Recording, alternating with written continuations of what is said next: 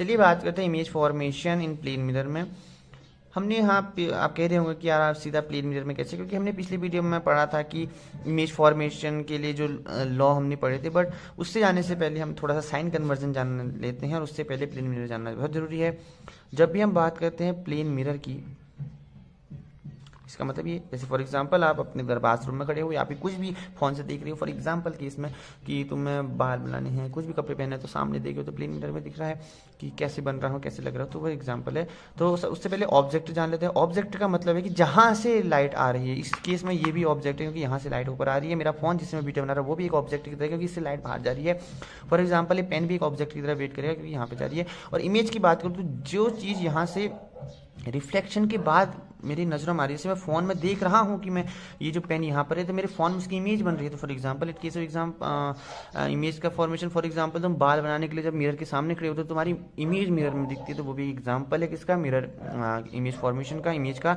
तो इस केस में क्या होता है कि जैसे ये ऑब्जेक्ट जहाँ से लाइट आ रही है ये डिस्टेंट डीपर है, तो इसकी इमेज भी इसके पीछे बनेगी मिरर की, और सेम डिस्टेंस पर बनेगी, जितना आगे इतना पीछे। से 5 मीटर आगे तो 5 मीटर पीछे बनेगी, फॉर एग्जांपल ये।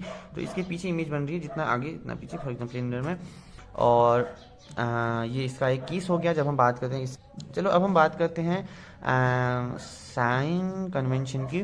देखो, अगर ये मेरे पास प्लेन मिरर है, कोई भी मिरर मान लो, अगर जहाँ से रिफ्लेक्टिंग सरफेस मेरे एग्जाम से, फॉर एग्जांपल ये समझो रिफ्लेक्टिंग सरफेस का एग्जांपल आप समझ रहे हैं। देखो हाँ, जैसे तुम क्रिकेट खेल रही हो तो बैट्समैन ने छक्का मारा, बट तुम्हारे केस में कैच आए, तो तुम्हारे नजरिए से कैच तुम्हारी ओर आ रही है, यानी इनकमिंग रे है, यानी कि यहाँ पर रिफ्लेक्ट होगी, यहाँ पे टकराएगी।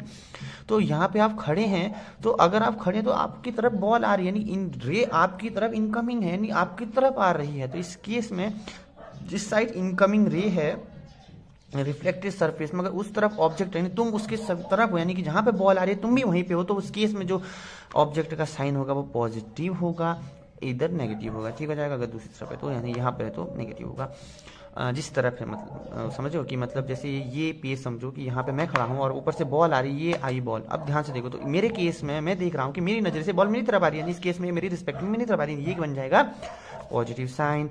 अगर मैं बात करूँ दूसरी बात, अब मैं बात करी ऑब्जेक्ट के लिए था, हाँ। अगर मैं बात करता हूँ इमेज के बारे में कि इमेज कैसे बनेगी, इमेज के बारे में अगर ध्यान से देखो, अब इमेज कैसे बनेगी, जब यहाँ से कुछ चीज़ जाएगी तब मेरे को यहाँ से जो लाइट आ रही है मैं यहाँ पे देख पा रहा हूँ इमेज के फॉर्म में। तो मैं तो समझो कि मैंने जहाँ मैं यहाँ पे कैच था, मेरे पास बॉल थी, तो मैंने बॉल को ऊपर फेंक दिया, अब मेरे पास तो मैंने थ्रो फेंक के दूसरी तरफ को फेंक दिया।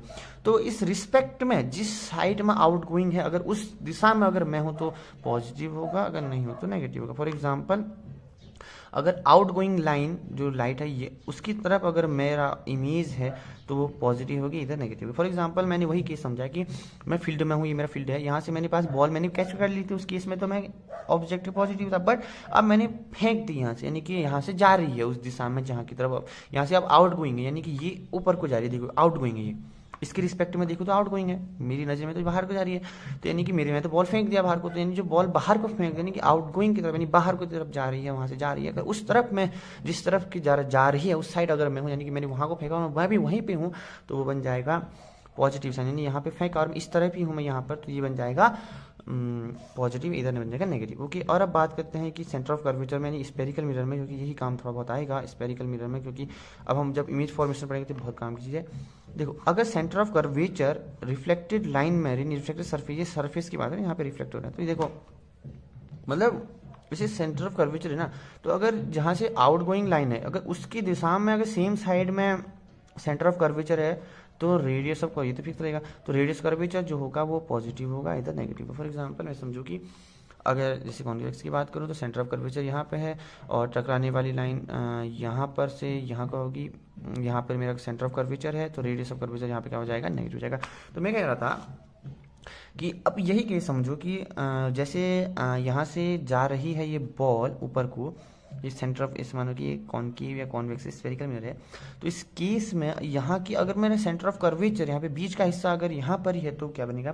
फॉर एग्जांपल मैंने ये मेरे पास क्रिकेट का फील्ड था, यहाँ पे सेंटर है, तो ऐसा मान लो कि ये बन लो सेंटर हो गया। अब यहाँ से फॉर से सेंटर ऑफ कर्वेचर है और मैंने सिक्स, यहाँ पे बैट्समैन ने 6 मारने के बाद यहाँ की तरफ को बॉल आ रही है, यानी कि आउट गोइंग तो यही हो जाएगी, मतलब यहाँ से बॉल थ्रो फेंका यहाँ की तरफ को, तो यहाँ पर तो आउटगोइंग रे तो ये बन जाएगी।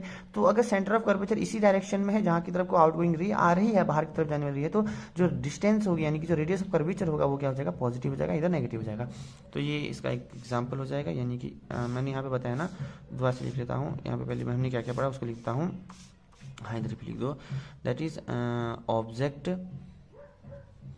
क्या हो जाएगा, same side of outgoing incoming ray in on the reflecting surface. Okay, that is positive, इधर नेगेटिव। ओके, और इस इमेज के फॉर्म में यानी कि same, that is the same side image form on the outgoing surface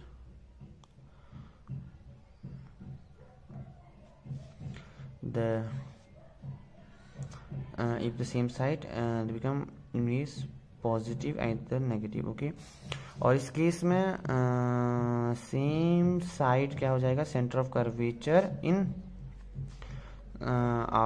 where the outgoing will pass, this is then outgoing